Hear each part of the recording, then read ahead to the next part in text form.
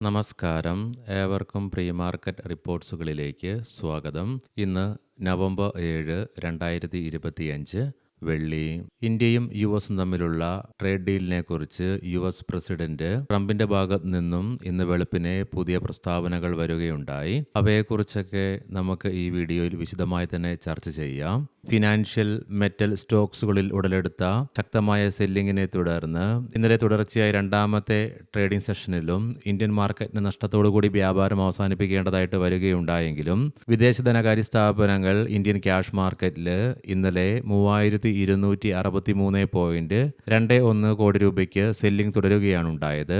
അതേസമയം ആഭ്യന്തര ധനകാര്യ സ്ഥാപനങ്ങൾ 5283.91 കോടി രൂപയ്ക്ക് ബൈയിങ്ങും തുടരുകയുണ്ടായി. ഇന്നത്തെ നമ്മുടെ മാർക്കറ്റിലേക്ക് സ്പെസിഫിക് ആയിട്ട് വന്നു കഴിയുമ്പോൾ അനലിസ്റ്റുകളുടെയും എക്സ്പേർട്ടുകളുടെയൊക്കെ അഭിപ്രായ പ്രകാരം 25,450 എന്ന ലെവൽ നിഫ്റ്റിയെ സംബന്ധിച്ചിടത്തോളം ഇമ്മീഡിയറ്റ് സപ്പോർട്ടും തുടർന്ന് 25,350 എന്ന ലെവൽ അടുത്ത സപ്പോർട്ടായിട്ടും അതേസമയം 25,300 എന്ന ലെവൽ ക്രൂഷ്യൽ സപ്പോർട്ടുമാണ്. അതുകൊണ്ട് തന്നെ ഇന്ന് നിഫ്റ്റി 25,300 എന്ന ലെവൽ ബ്രേക്ക് ചെയ്യുകയാണെങ്കിൽ സെല്ലിംഗ് പ്രഷറും അനുഭവപ്പെട്ടേക്കാം. അതേസമയം ഇനി നിഫ്റ്റിക്ക് മുന്നോട്ടൊരു പ്രയാണം സാധ്യമാകണമെങ്കിൽ 25,700, 25,800 എന്നീ ലെവലുകൾ അതിശക്തമായി മറികടന്നുകൊണ്ട് ഈ ലെവലുകൾക്ക് മുകളിലായിട്ട് നിലനിന്നെങ്കിൽ മാത്രമേ നിഫ്റ്റിക്ക് ഇനി മുന്നോട്ടൊരു പ്രയാണം സാധ്യമാകൂ. പ്രത്യേകം ശ്രദ്ധിക്കുക, ഇത് ട്രേഡ് റെക്കമെൻഡേഷൻ അല്ല, അനലിസ്റ്റുകളുടെയും എക്സ്പേർട്ടുകളുടെയൊക്കെ അഭിപ്രായങ്ങൾ മാത്രമാണ്.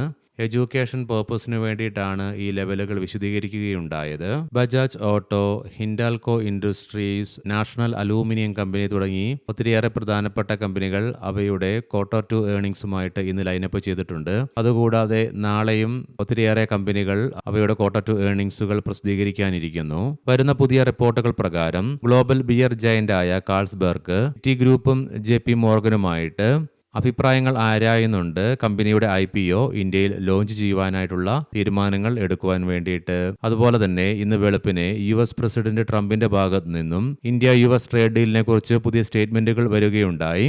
അതായത് നിലവിൽ ഇന്ത്യൻ പ്രധാനമന്ത്രി മോദിയും അദ്ദേഹവും തമ്മിലുള്ള ചർച്ചകൾ സുഗമമായിട്ട് മുന്നോട്ട് പോകുന്നു. അതുകൂടാതെ അദ്ദേഹം ട്രേഡ് ഡീൽ നെഗോസിയേഷന്റെ ഭാഗമായിട്ട് ഇന്ത്യ സന്ദർശിക്കാൻ ആഗ്രഹിക്കുന്നു എന്നുള്ളൊരു സ്റ്റേറ്റ്മെന്റും അദ്ദേഹത്തിന്റെ ഭാഗത്ത് നിന്നുണ്ടായി. ലീഡിംഗ് ആയ ADR സ്റ്റോക്സിൽ ഡോക്ടർ റെഡ്ഡീസ് ADRന് മാത്രമേ നേട്ടത്തോടുകൂടി തന്നെ വ്യാപാരം അവസാനിപ്പിക്കുവാൻ സാധിച്ചുള്ളൂ. ബാക്കി എല്ലാ ADR സ്റ്റോക്സും നഷ്ടത്തോടുകൂടി തന്നെ വ്യാപാരം അവസാനിപ്പിക്കേണ്ടതായിട്ട് വന്നു. അതേസമയം ഇൻഫോസിസ് ADRന് 1.5%, ICICI ബാങ്ക് ADRന് 1.5%-ലേറെ നഷ്ടം നേരിടേണ്ടതായിട്ട് വരികയുണ്ടായി. ഇന്ന് പ്രധാനപ്പെട്ട ഒത്തിരിയേറെ ഗ്ലോബൽ ഇവന്റുകൾ നിറഞ്ഞ ഒരു ദിവസമാണ്. രാവിലെ നമ്മുടെ മാർക്കറ്റ് ഓപ്പൺ ആകുന്നതിന് മുന്നേ 8:30 ചൈനയിൽ നിന്നും ഒക്ടോബർ മാസത്തെ ബാലൻസ് ഓഫ് ട്രേഡ് റിലീസിനു വേണ്ടി വെയിറ്റ് ചെയ്യുന്നുണ്ട്.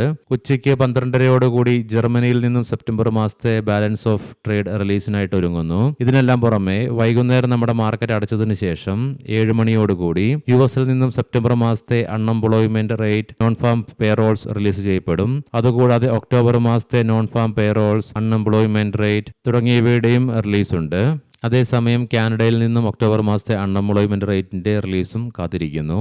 ഇനി നമുക്ക് ഗ്ലോബൽ മാർക്കറ്റുകൾ പരിശോധിക്കാം. ഇന്നലെ US മാർക്കറ്റിൽ നിലവിലെ രാജ്യത്തിന്റെ സാമ്പത്തിക ആരോഗ്യത്തിന്റെ മേലുണ്ടായ ആശങ്കയെ തുടർന്നും മാത്രമല്ല ഒട്ടുമിക്ക ടെക് സ്റ്റോക്കുകളിലും ഓവർ സ്ട്രെച്ച്ഡ് വാല്യുവേഷൻസിലുണ്ടായ ആശങ്ക മൂലവും നഷ്ടത്തോടു കൂടിയിട്ടാണ് ഇന്നലെ US മാർക്കറ്റുകൾ വ്യാപാരം അവസാനിപ്പിക്കുകയുണ്ടായത്. അതിനെ തുടർന്ന് S&P 500-ന് 1%-ലേറെയും നാസ്ഡാക്കിന് 2%-നടുത്തും നഷ്ടം ഇന്നലെ നേരിടേണ്ടതായിട്ട് വരികയുണ്ടായി. എങ്കിലും നിലവിൽ ഡോ ജോൺസ് ഫ്യൂച്ചർ 100-ലേറെ പോയിന്റുകളുടെ നേട്ടത്തോടുകൂടി തന്നെ വ്യാപാരം തുടർന്നുകൊണ്ടിരിക്കുന്നു. യൂറോപ്യൻ മാർക്കറ്റ്സിൽ UK മാർക്കറ്റ് 0.5%-നടുത്തും ഫ്രാൻസ്, ജർമ്മൻ മാർക്കറ്റുകൾ 1.5%-നടുത്തും നഷ്ടത്തോടു കൂടിയിട്ടാണ് ഇന്നലെ വ്യാപാരം അവസാനിപ്പിക്കുകയുണ്ടായത്. ഇന്ന് വെളുപ്പിന് 2:45-ന് ക്ലോസ് ആയ ഗിഫ്റ്റ് നിഫ്റ്റിയുടെ ഇൻഡിക്കേഷൻ പ്രകാരം സ്ലൈറ്റ്ലി ഗ്യാപ് ഡൗൺ ഓപ്പണിംഗ് ആണ് ഇന്ന് നമ്മുടെ മാർക്കറ്റിൽ എക്സ്പെക്ട് ചെയ്യുവാനായിട്ട് സാധിക്കുക. ഏഷ്യൻ മാർക്കറ്റ്സിലേക്ക് വരുമ്പോൾ ജപ്പാൻ മാർക്കറ്റ് 1.5%-അടുത്തും കൊറിയൻ മാർക്കറ്റ് 1%-ലേറെയും നഷ്ടത്തോടു കൂടിയിട്ടാണ് വ്യാപാരം ഇന്ന് ആരംഭിച്ചിട്ടുള്ളത്. കൊമോഡിറ്റിയിൽ ബ്രന്റ് ക്രൂഡിന്റെയും ക്രൂഡ് ഓയിലിന്റെയും വിലയിൽ നേരിയ ഉയർച്ച കാണാനായിട്ട് സാധിക്കുന്നുണ്ട്, 0.5%-അടുത്ത്. അതേസമയം ഗോൾഡിന്റെ വില ഇന്നലെ നമ്മുടെ മാർക്കറ്റ് അടച്ചതിന് ശേഷം വീണ്ടും $4,000 എന്ന സൈക്കോളജിക്കൽ ലെവലിന് താഴേക്കായിട്ട് പതിക്കുകയുണ്ടായി. എങ്കിലും ഇന്ന് രാവിലെ വീണ്ടും ഗോൾഡിന്റെ വിലയിൽ $10 വർധനവ് രേഖപ്പെടുത്തിക്കൊണ്ട് $3,987 എന്ന നിലയിലാണ് വ്യാപാരത്തിൽ തുടർന്നുകൊണ്ടിരിക്കുന്നത്. ഇനി നമുക്ക് സ്പെസിഫിക് ആയിട്ട് നിഫ്റ്റിയുടെയും ബാങ്ക് നിഫ്റ്റിയുടെയും ടെക്നിക്കൽസിലേക്ക് പ്രവേശിക്കാം. നിഫ്റ്റിയുടെ PCR 0.2 എന്ന നിലയിലും മാക്സ് പെയിൻ 25,600 എന്ന ലെവലിലുമായിട്ട് നിലകൊള്ളുന്നു. ഹയർ ലെവൽസിലുള്ള സെല്ലിംഗ് പ്രഷറിനെ സൂചിപ്പിച്ചുകൊണ്ട് അപ്പർ ഷാഡോയോട് കൂടിയിട്ടുള്ള ബെയറിഷ് ക്യാൻഡിലാണ് നിഫ്റ്റിയുടെ ഡെയിലി ടൈം ഫ്രെയിമിൽ നിന്നും കാണുവാനായിട്ട് സാധിക്കുക. മാത്രമല്ല തുടർച്ചയായി 5ാമത്തെ ട്രേഡിംഗ് സെക്ഷനിലും lower high lower low formation തുടരുകയുണ്ടായി. RSIയും 49.76 എന്ന നിലയിലേക്ക് എത്തിച്ചേരുകയുമുണ്ടായി. അതുകൂടാതെ ഇന്നലെയും നിഫ്റ്റിക്ക് അതിന്റെ ഷോർട്ട് ടൈം മൂവിംഗ് ആവറേജുകളായ 10-20 ഡേ EMകളുടെ താഴെയായിട്ടാണ് വ്യാപാരം അവസാനിപ്പിച്ച് നിലകൊള്ളുന്നതും. വീക്കിലി ഓപ്ഷൻസ് ഡാറ്റ പ്രകാരം 26,000 എന്ന സ്ട്രൈക്കിലാണ് കോൾ സൈഡിലേക്ക് ഏറ്റവും കൂടുതൽ ഓപ്പൺ ഇൻട്രസ്റ്റ് കാണുവാൻ സാധിക്കുന്നതെങ്കിലും 25,600 എന്ന സ്ട്രൈക്കിലാണ് ഏറ്റവും കൂടുതൽ റൈറ്റിംഗ് നിലവിൽ കാണുക. അതേസമയം 25,000 എന്ന സ്ട്രൈക്കിലാണ് പുട്ട് സൈഡിലേക്ക് ഏറ്റവും കൂടുതൽ ഓപ്പൺ ഇൻട്രസ്റ്റ് കാണുവാൻ സാധിക്കുന്നതെങ്കിലും 25,500 എന്ന സ്ട്രൈക്കിലായിട്ടാണ് ഏറ്റവും കൂടുതൽ റൈറ്റിംഗ് കാണുവാനായിട്ട് സാധിക്കുക. ബാങ്ക് നിഫ്റ്റിയുടെ PCR 0.78 എന്ന നിലയിലും മാക്സ് പെയിൻ 58,000 എന്ന ലെവലിലുമായിട്ട് നിലകൊള്ളുന്നു. ബാങ്ക് നിഫ്റ്റിയുടെ ഡെയിലി ചാർട്ട്സിലും നിഫ്റ്റിയുടേതുപോലെ തന്നെ ഹയർ ലെവൽസിലുള്ള സെല്ലിംഗ് പ്രഷറിനെ സൂചിപ്പിച്ചുകൊണ്ട് അപ്പർ ഷാഡോയോട് കൂടിയിട്ടുള്ള ബെയറിഷ് കാൻഡിൽ സ്റ്റിക് പാറ്റേൺ തന്നെയാണ് ദൃശ്യമാകുന്നത്. എങ്കിലും ബാങ്ക് നിഫ്റ്റിക്ക് അതിന്റെ ഷോർട്ട് ടൈം മൂവിംഗ് ആവറേജ് ആയ 10 ഡേ EMAയ്ക്ക് താഴെയായിട്ടാണെങ്കിലും ബാക്കി എല്ലാ EMകളുടെ മുകളിലായിട്ടും ഇന്നലെയും വ്യാപാരം അവസാനിപ്പിച്ച് നിലകൊള്ളുവാനുമായി. എന്നാൽ RSI ഇടിവ് രേഖപ്പെടുത്തിക്കൊണ്ട് 56.30 എന്ന ലെവലിലേക്കും എത്തിച്ചേർന്നു.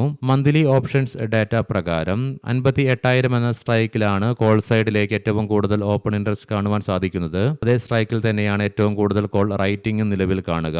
അതേസമയം 58,000 എന്ന സ്ട്രൈക്കിലാണ് പുട്ട് സൈഡിലേക്ക് ഏറ്റവും കൂടുതൽ ഓപ്പൺ ഇൻട്രസ്റ്റ് കാണുവാൻ സാധിക്കുന്നതെങ്കിലും 57,600 എന്ന സ്ട്രൈക്കിലായിട്ടാണ് ഏറ്റവും കൂടുതൽ പുട്ട് റൈറ്റിംഗ് നിലവിൽ കാണുന്നത്.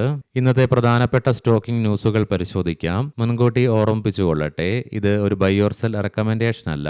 പറയാൻ പോകുന്ന റിസൾട്ടുകളൊക്കെ quarter to year on year ബേസിസിലാണ്. അപ്പോളോ ഹോസ്പിറ്റൽസ് എന്റർപ്രൈസസ് പ്രോഫിറ്റിൽ 24.8% വളർച്ച രേഖപ്പെടുത്തിയപ്പോൾ റവന്യൂവില് 12.8% ഉയർച്ചയും രേഖപ്പെടുത്തി. ലുപ്പിൻ പ്രോഫിറ്റിൽ 73.3% ഉയർച്ച രേഖപ്പെടുത്തിയപ്പോൾ റവന്യൂവില് 24.2% വളർച്ചയും രേഖപ്പെടുത്തുകയുണ്ടായി. ABB ഇന്ത്യ പ്രോഫിറ്റിൽ 7.2% ഇടിവ് രേഖപ്പെടുത്തിയപ്പോൾ റവന്യൂവില് 13.7% വളർച്ചയും രേഖപ്പെടുത്തി. NHPC പ്രോഫിറ്റിൽ 13.5% വളർച്ച രേഖപ്പെടുത്തിയപ്പോൾ റവന്യൂവിൽ 10.3% വർധനവും രേഖപ്പെടുത്തുകയുണ്ടായി. ആസ്റ്റർ DM ഹെൽത്ത് കെയർ പ്രോഫിറ്റിൽ 13.6% വളർച്ച രേഖപ്പെടുത്തിയപ്പോൾ റവന്യൂവിൽ 10.2% ഉയർച്ചയും രേഖപ്പെടുത്തുകയുണ്ടായി. ക്രോംപ്ടൺ ഗ്രീവ്സ് പ്രോഫിറ്റിൽ 43% ഇടിവാണ് റിപ്പോർട്ട് ചെയ്യപ്പെടുകയുണ്ടായത്. അതേസമയം റവന്യൂ 1% നേട്ടവും കൈവരിച്ചു. റെയിൽ വികാസ് നിഗം 272 കോടി രൂപ മൂല്യം വരുന്ന പുതിയ കോൺട്രാക്ട് സെൻട്രൽ റെയിൽവേയുടെ ഭാഗത്തു നിന്നും കമ്പനിക്ക് ലഭിക്കുകയുണ്ടായി. ഏവർക്കും നല്ല ഒരു ട്രേഡിംഗ് ദിനം ആശംസിക്കുന്നു. വൈകുന്നേരം പോസ്റ്റ് മാർക്കറ്റ് റിപ്പോർട്ട്സുമായി കണ്ടുമുട്ടാം. നന്ദി, നമസ്കാരം.